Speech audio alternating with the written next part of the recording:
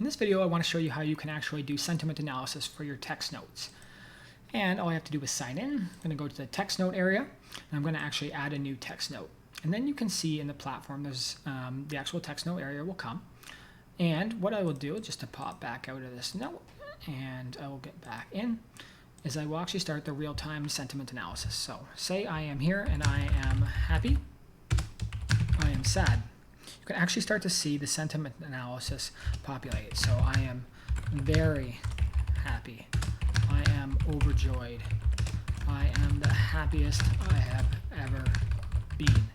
Let's just actually pop this up even further.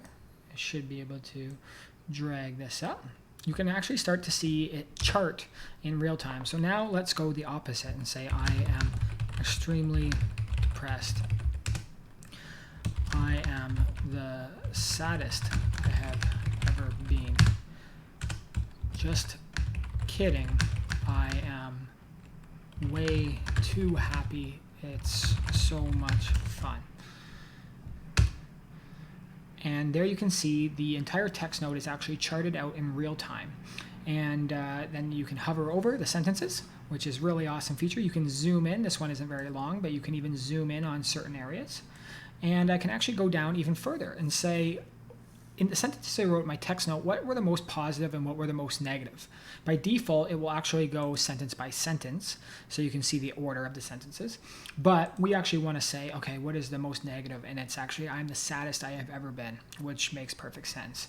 If I click it one more time, I can see one more time. There we go. Now I'm seeing the most happiest. So just kidding, I am way too happy. It's so much fun. I'm the happiest I've ever been. I'm very happy, and you can see that sentiment charted. So if you start to write notes, you can do this in real time at any point. And then you can basically get instant feedback into the sentiment as you're writing, which is a really powerful feature that people are using to understand for their communication, for their marketing, and even their own mental health and sort of self-analytics.